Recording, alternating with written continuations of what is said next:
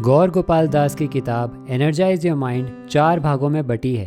पहले भाग में वो बात कर रहे हैं कि हम अपने अंदरूनी ख्यालों और इमोशंस को किस प्रकार से नियंत्रित कर सकते हैं। सेकंड भाग में वो बात करते हैं कि दूसरे लोगों के बुरे बर्ताव का हमारे जीवन पे जो दुष्प्रभाव पड़ता है उससे हम खुद को कैसे बचा सकते हैं। तीसरे भाग में वो बात करते हैं कि हम खुद को ऐसा कैसे बनाएं कि हम दूसरों के जीवन पे एक अच्छा असर डाल पाएं।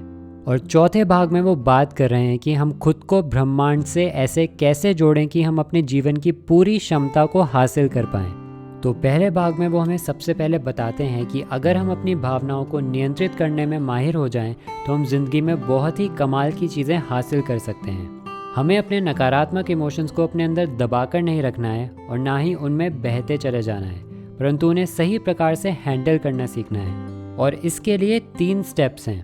पहला है फील। किसी भी समस्या को हल करने के लिए हमें सबसे पहले उसका मूल कारण समझना पड़ता है। इसीलिए आपको अपने उन नकारात्मक इमोशंस को पहचानना है और उनको सही नाम देना है। यहाँ पर 54 इमोशंस की एक लिस्ट दी गई है। इसको देखकर आपने ये पहचानना है कि जो इमोशंस आपको सबसे ज़्यादा परेशान कर रहे हैं वो कौन से हैं और उनको इनमें से एक नाम दे देना है। और साथ में आपको इस इमोशन का कारण भी लिखना है। जैसे अगर आपको गुस्सा आ रहा है तो क्यों आ रहा है। हो सकता है कि आपके बॉस के आपके ऊपर चिल्लाने की वजह से आपको गुस्सा आ रहा हो। अब दूसरा स्टेप है डील।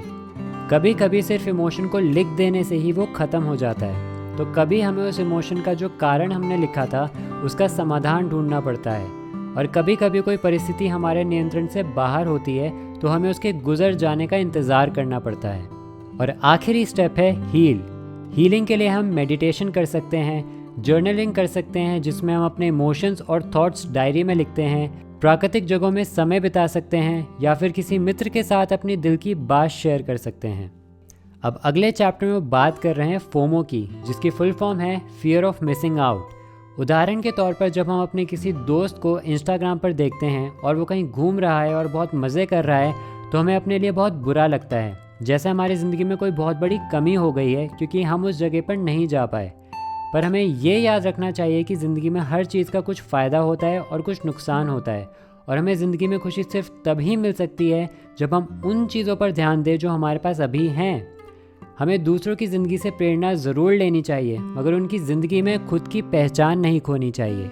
हमें अपने जीवन के पर्पस यानी उद्देश्य को ढूंढना चाहिए और उसके ऊपर अपनी पूरी ऊर्जा लगाकर कार्य करना चाहिए।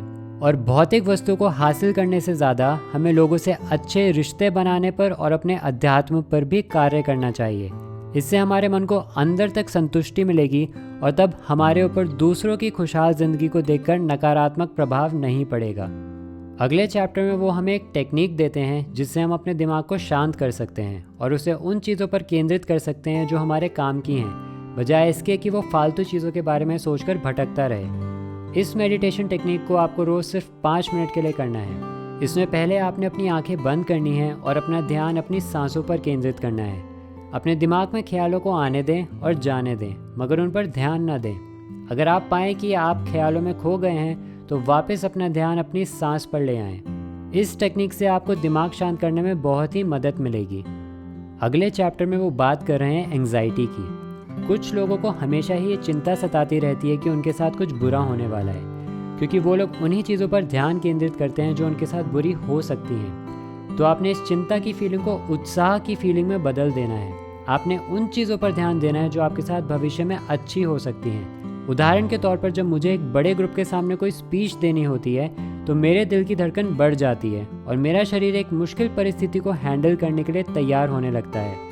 तो मेरे शरीर की इस प्रतिक्रिया को डर का नाम देने के बजाय मैं इसे उत्साह या एक्साइटमेंट का नाम दे देता हूँ। इससे उस परिस्थिति से घबराने के बजाय वो मेरे लिए अपने लक्ष्य को हासिल करने का एक मौका बन जाती है।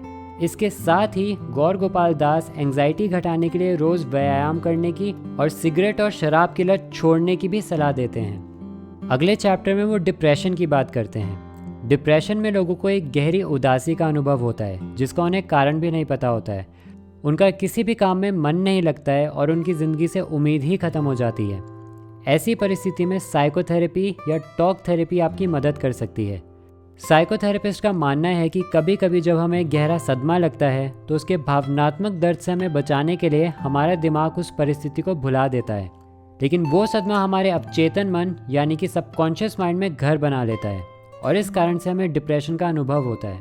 इसमें साइकोथेरेपी के अलावा पॉजिटिव अफर्मेशंस भी आपकी मदद कर सकते हैं। अफर्मेशंस वो सकारात्मक वाक्य होते हैं जो हम खुद से बोलते हैं, जैसे कि मैं अपने लक्ष्य को हासिल कर सकता हूँ या फिर ये ब्रह्मांड मुझसे बहुत प्यार करता है। हमारे ख्याल हमारे शब्द बनते हैं, हमारे शब्द हमारी क्रिया बनते हैं और हमारी क्रिया से हमारा व्यक्तित्व और चरित्र बनता है। इसीलिए हमें खुद के लिए कभी भी नकारात्मक सोच नहीं रखनी चाहिए। साथ ही डिप्रेशन के सिम्टम से बचने के लिए हमें अच्छी नींद लेनी चाहिए, सूरज की किरणों में कुछ समय बिताना चाहिए और एक अच्छा आहार ग्रहण करना चाहिए। अब इसके बाद वो बात करते हैं आत्मग्लानि यानी गिल्ट की। कभी कभी हम कुछ ऐसा करते हैं कि बाद में हमें पछतावा होता है, जैसे किसी व्यक्ति पे अपना आपा खो बैठना और उससे ऊंची आवाज़ में बात करना, या फिर कोई ऐसा कार्य करना जिससे हमें खुद को या किसी दूसरे व्यक्ति को नुकसान पहुंचाओ। ऐसे में आत्मग्लानि का एहसास होना बहुत ही स्वाभाविक है, पर हमें इस इमोशन को अपने ऊपर हावी नहीं होने देना है। हमसे जो भी गलती हुई है हमें उस स्थिति को सुधारना चाहिए या फिर हमें खुद के बर्ताव को सुधारना चाहिए। और अगर उस परिस्थिति में इन दोनों में से कुछ भी नहीं हो सकता है तो उससे सीख लेकर हमें ज़िंदगी में आगे बढ़ जाना चाहिए। अब इस किताब के सेकंड भाग में वो दूसरे लोगों के गलत व्यवहार से खुद को बचाने के उपाय बताते हैं। यहाँ पर उन्होंने एक लिस्ट दी है जिसमें वो बताते हैं कि टॉक्सिक बिहेवियर्स में किस किस प्रकार के बर्ताव आते हैं। पहले आते हैं वो लोग जो हमेशा छोटी छोटी बातों में कमी निकालते रहते हैं या दूसरे लोगों की बुराई करते रहते हैं। फिर आते हैं वो लोग जो गलती करके उसकी जिम्मेदारी नहीं लेते हैं या फिर किसी दूसरे इंसान को जिम्मेदार ठहरा देते हैं। तीसरे हैं वो लोग जिनसे आपको हर बात में हाँ मिलानी पड़ती है। अगर आप किसी बात पर उनसे असहमत हो गए तो वो आपसे गुस्सा हो जाएंगे। इन लोगों में किसी भी चीज़ को एक अलग और नए नज़रिए से देखने की क्षमता नहीं होती है। और आखिरी आते हैं वो लोग जो आपको नीचा दिखाते हैं और आपका मानसिक तौर पर शोषण भी करते हैं। गौर गोपाल दास कहते हैं कि हमें ऐसे लोगों से दूरी बनानी चाहिए और उनके साथ बिल्कुल भी समय नहीं बिताना चाहिए। हमें सकारात्मक लोगों के साथ समय बिताना चाहिए और अपने जीवन के लक्ष्य पर ध्यान केंद्रित कर उस पर कार्य करना चाहिए। अगले चैप्टर में वो बात कर रहे हैं क्रिटिसिज्म यानी आलोचना की। कभी कभी हमारे प्रियजन और शुभ चिंतक हमारी ज़िंदगी बेहतर बनाने में सहायता करने के लिए हमारी आलोचना करते हैं, या कभी कुछ लोग हमें जानबूझकर दुख पहुंचाने के लिए हमारी आलोचना करते हैं। दोनों ही परिस्थिति में यदि हमें आलोचना को सही प्रकार से हैंडल करना आता है तो हमारा मन कभी भी विचलित नहीं होगा। और इसके लिए गौर गोपाल दास ने 4 स्टेप्स दिए हैं। पहला है कि आप कभी भी अपनी आलोचना सुनकर एकदम से उसका जवाब मत दो। पहले अपना दिमाग शांत करो और फिर अपना अगला कदम उठाओ। दूसरा है कि आप अपने दिमाग को खुला रखो और ये देखो कि क्या आप उसकी इस आलोचना से कुछ सीख ले सकते हो क्या। तीसरा, आप उसकी बात की फैक्ट चेकिंग करो। पहले खुद से जांचो कि क्या उसकी बात सत्य है या फिर झूठ।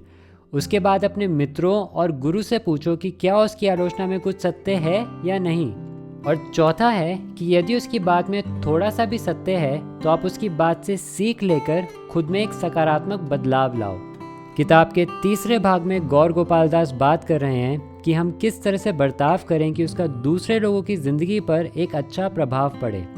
जब हम दूसरों को जीवन में प्रोत्साहित करते हैं तो उससे हमारे भीतर भी खुशी बढ़ती है। जब हम किसी दूसरे व्यक्ति को ऐसे बुरे शब्द बोलते हैं या सिर्फ मन में ही सोचते हैं जो उसे दुख पहुंचाते हैं तो उससे हमारे शरीर में भी ऐसे केमिकल्स निकलते हैं जिससे हमारे अंदर स्ट्रेस और एंजाइटी बढ़ती है। यदि हम किसी व्यक्ति की मुश्किलें हल करने में उसकी मदद नहीं कर सकते हैं तो कम से कम हमें उसका दुख और भी ज़्यादा बढ़ाना नहीं चाहिए और इसके लिए हमें अपने दिल में संवेदना और हमदर्दी जगानी चाहिए।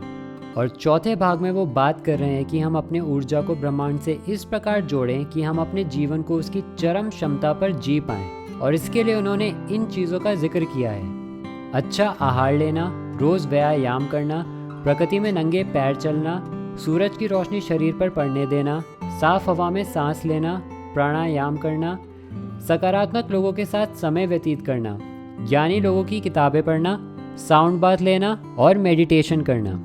और इन सब की मदद से हमें जीवन में आत्मज्ञान की प्राप्ति भी हो सकती है।